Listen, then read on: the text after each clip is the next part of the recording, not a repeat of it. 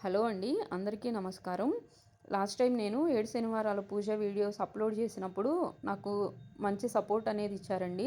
ఈసారి కూడా మీరు అలానే నాకు సపోర్ట్ ఇస్తారు అని చెప్పి నేను అనుకుంటున్నాను. థ్యాంక్ యూ వెరీ మచ్ అండి. అండ్ నెక్స్ట్ ఈరోజు వీడియో వచ్చేసరికి నేను ఈరోజు 7 శనివారాల పూజ అనేది స్టార్ట్ చేశాను. కార్తీక మాసంలో మనకి ఈ సంవత్సరం ఏకాదశి రోజున శనివారం అనేది వచ్చింది కాబట్టి ఎంతో ప్రత్యేకమైనటువంటి రోజండి. అనుకోకుండానే నేను ఈరోజు 7 శనివారాల వ్రతం అనేది మొదలుపెట్టాను. నిన్న ఈవినింగ్ అనుకోని అప్పటికప్పుడు పూజకు కావాల్సినయన్నీ తెచ్చి రెడీ చేసుకున్నాననమాట. అంటే మార్నింగ్ చేద్దాం అనుకున్నాను కాబట్టి నేను నిన్న నైట్ రెడీ చేసుకున్నాను ఇవన్నీ. అదే మనం ఈవినింగ్ చేసేటట్లయితే మనం డే టైమ్‌లో ఇవన్నీ మన పూజకు కావాల్సినయి రెడీ చేసుకొని ఈవినింగ్ 5:30 అంటే ప్రదోష టైం అనేది స్టార్ట్ అయిద్ది గదా మనకి. ఆ టైంలో స్టార్ట్ చేసుకుంటే బావుండిద్ది. అదే మార్నింగ్ అయితేనేమో సూర్యోదయానికి ముందు మన పూజ అయిపోయేలాగా మనం చూసుకోవాలి. సో, ఇక్కడ నేను అవేనండి ప్రిపరేషన్స్ అనేవి చేసుకుంటున్నాను. ఇవన్నీ ముందల రోజు మనం ఇన్ని ఏర్పాటు చేసుకుంటేనే సూర్యోదయానికి ముందు మనం పూజ అనేది ముగించగలుగుతామనమాట. సో, అందుకని చెప్పి నేను రేపటికి పూజకి కావాల్సినయన్నీ ఈరోజు రెడీ చేసి పెట్టుకుంటున్నానండి. ఇక్కడ రేపు మనం ఏమైతే వెలిగించాలి అనుకుంటున్నామో, అంటే ఎన్ని ప్రమిదలు వెలిగించాలి అనుకుంటున్నామో అవన్నీ తీసి రెడీగా పెట్టుకున్నాను. అలానే ప్రసాదాలు పెట్టే గిన్నెలు రెడీగా పెట్టుకున్నాను. నా దగ్గర దేవుడి గూట్లో ఉండేటటువంటి స్వామివారు కాకుండా ఇట్లా పీఠం మీద పెట్టుకోవడానికి కూడా నా దగ్గర ఉన్నాయి 2 విగ్రహాలు. అందుకని ఇవి కూడా నేను తీసి రెడీగా ఉంచుకున్నాను. నెక్స్ట్ ఇక్కడ మనం శనీశ్వరునికి నల్ల నువ్వులతో ప్రసాదం చేస్తాం గదా! అందుకోసం అని చెప్పి నల్ల నువ్వులు గూడా తీసి శుభ్రం చేసి ఆహ్, అంటే నీళ్ళల్లో కడిగి ఒక కాటన్ క్లాత్ మీద ఆరబోసానండి. And next yellow colour cloth అనేది ఒకటి తెచ్చుకున్నాను. మనం కలశం పెట్టుకోవాలి అనుకుంటే మనకు 2 ఉపయోగపడతాయి. నేనెప్పుడు కలశం పెట్టి చేయలేదండి. నార్మల్‌గానే చేస్తాను. అందుకని ఒకటే తెచ్చుకున్నాను. ఇది శుభ్రం చేసి మనం ఆరబెట్టామనుకోండి, మార్నింగ్ పూజ చేసుకునే టయానికి మనకు రెడీగా ఉండిద్దనమాట.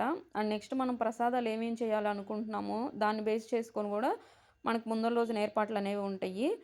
పూలదండలు ఇవి గూడా అన్నీ మనం రెడీ చేసి ఉంచుకుంటే మార్నింగ్ పూజ అనేది సూర్యోదయానికి ముందే మనం చేసుకోగలుగుతాము. అండ్ నెక్స్ట్ మార్నింగ్ లేచి ముగ్గులు అన్నీ వేసుకొని స్నానం చేసి వచ్చాక ఫస్ట్ నేను ఈరోజు ప్రసాదంగా పానకం, వడపప్పు గూడా పెట్టాలి అనుకున్నాను. అందుకోసం నేను పెసరపప్పుని నానబెట్టుకున్నాను ఫస్టు. అండ్ నెక్స్ట్ వచ్చేసరికి పిండి ప్రమిదని మనం పెడతాం గదా! కొంతమందేంటంటే పొడి బియ్యపు పిండితో పెడతారు. నేనేంటంటే ఎవ్రీ టైమ్ చేసినప్పుడు ఇట్లా ముందల రోజు బియ్యం అనేది నానబెట్టి నెక్స్ట్ డే మిక్సీ పట్టేసి ఇట్లాగా దాంట్లో బెల్లము, ఆవు పాలు, అరటిపండు ఇవి కలుపుతానండి. సో, వాటితోటి ఒక ప్రమిదనేది తయారు చేస్తాను. కొంతమందేంటంటే 7 వారాలు ప్రతి వారం గూడా 7 ప్రమిదలనేవి బియ్యపు పిండితో పెడతారు. నేనేంటంటే ఫస్ట్ 6 వారాలు ఒక్కొక్క ప్రమిద మాత్రమే పెడతాను. ఏడో వారం వచ్చేసరికి 7 ప్రమిదలు పెడతాననమాట. అంటే ఎవరిష్టం వాళ్ళది. వాళ్ళకున్న టైంని, ఓపికని బట్టి వాళ్ళు చేసుకోవచ్చు. నేనైతే ఇలా చేస్తున్నానండి. నేను లాస్ట్ 7 ఇయర్స్ నుంచి ఇలానే ఫాలో అవుతున్నాను. అందుకని ఇలానే చేస్తూ వస్తున్నాను. అండ్ నెక్స్ట్ నేను ఈరోజు ప్రసాదంగా రవ్వ కేసరి చేద్దామనుకుంటున్నాను. కార్తీక మాసంలో మార్నింగ్ మనం నార్మల్ పూజ అనేది కూడా ఎర్లీగా చేసుకుంటాము. కొంచెం పూజా ప్రాసెస్ అనేది కొంచెం ఎక్కువ ఉంటది కాబట్టి నేను ఇది తేలిగ్గా అయిపోయిద్దని రవ్వ కేసరిని చేస్తున్నాను ఈరోజొచ్చేసరికి. ఒక్కో వారం ఒక్కో ప్రసాదం పెట్టుకోవచ్చు. లేదు మనకు అంత టైం ఉండదు. మేము జాబ్ చేస్తాము. అంత టైం ఉండదు మాకు అనుకుంటే ఫ్రూట్స్ అయినా పెట్టొచ్చండి. లేదా పానకం, వడపప్పు ఒక్కటే పెట్టొచ్చనమాట. మనం పూజకన్నీ ఏర్పాటు చేసుకునే లోపుకి మనకి ఆ వడపప్పు అనేవి నాని చక్కగా రెడీ అయ్యి ఉంటాయనమాట. ఒక బెల్లం ముక్క వేసి మనం ప్రసాదంగా పెట్టేసేయొచ్చు. సో, మనకు టైం ఉంటేనేమో ఇట్లా ఒక్కో వారం ఒక్కో ప్రసాదం అనేది రెడీ జేసుకోవచ్చు. నేనైతే ఇక్కడ ఈరోజు రవ్వ కేసరి అనేది చేస్తున్నానండి. నేను ఒక గ్లాసు రవ్వకి 3 గ్లాసులు నీళ్లు తీసుకుంటున్నాను.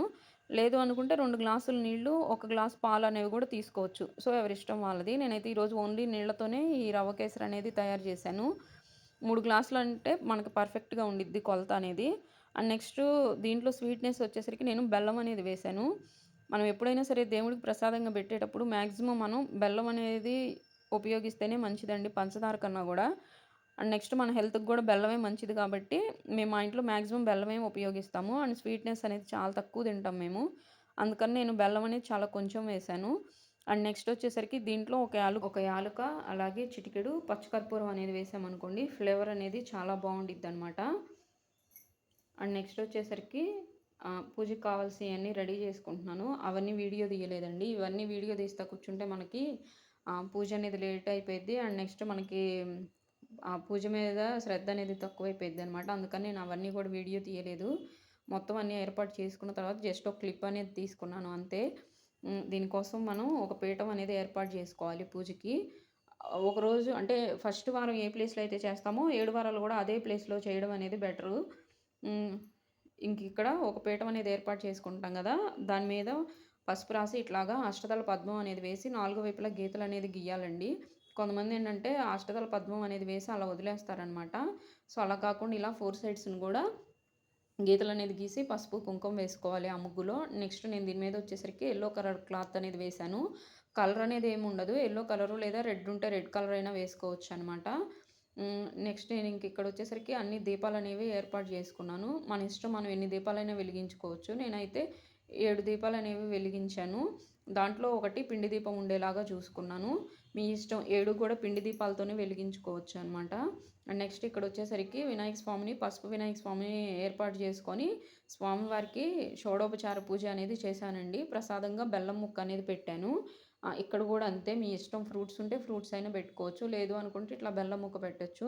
నేనెప్పుడు వినాయక స్వామికి బెల్లం ముక్క అనేదే పెట్టుకుంటానండి. అందుకని ఇక్కడ గూడా అలానే చేశాను. అండ్ నెక్స్ట్ ఇక్కడ స్వామివారికి వెంకటేశ్వర స్వామి అష్టోత్తర శతనామావళి, లక్ష్మీదేవికి అష్టోత్తర శతనామావళి, పద్మావతి దేవి అమ్మవారిది కూడా అష్టోత్తరం అనేది చేసుకున్నాను. అండ్ నెక్స్ట్ మనం చేసిన ప్రసాదాలు, పళ్ళు, కొబ్బరికాయ అన్నీ పెట్టేసి పూజ అనేది మొత్తం అయిపోయిన తర్వాత హారతి అనేది ఇవ్వాలి. నెక్స్ట్ మనకిక్కడ గోవిందనామాలు, వెంకటేశ్వర స్వామి కరావలంబ స్తోత్రం, వజ్రకవచ స్తోత్రం మన ఇష్టం. అవి అమ్మవారికి సంబంధించినటువంటి స్తోత్రాలు మనకి ఏవైతే వచ్చో అవి చదువుకోవచ్చు. లేదా ఇప్పుడు ఫోన్‌లో కూడా అన్నీ మనకి అవైలబిలిటీలో ఉన్నాయి. స్తోత్రనిధి అనే ఒక యాప్ ఉండిద్ది. దాంట్లో మనకు ఏ టు జెడ్ అన్ని పూజలకు సంబంధించినవి పీడీఎఫ్ రూపంలో మనకు ఉంటాయండి. స్తోత్రాలు కూడా ఉంటాయి. సో, ఆ యాప్‌లో చూసుకొని మనం ఇవన్నీ చదువుకోవచ్చనమాట. ఈ వారం నాది పూజ అనేది ఇలాగా కంప్లీట్ అయిందండి. దీంట్లో ఏంటంటే నేను తులసి అనేది పెట్టలేకపోయాను. శుక్రవారం కొయ్యకూడదు కదా! శనివారం ఈరోజు కోద్దాంలే అన్నట్లు నేను తులసి మాల అనేది బయట నుంచి కూడా తెప్పించుకోలేదు. మొక్కుంది కదా! కోసుకుందాంలే అని మార్నింగ్ గుర్తొచ్చి నేను ఇంక ఏకాదశి రోజు కొయ్యకూడదని చెప్పి కొయ్యలేదండి. Thanks for watching.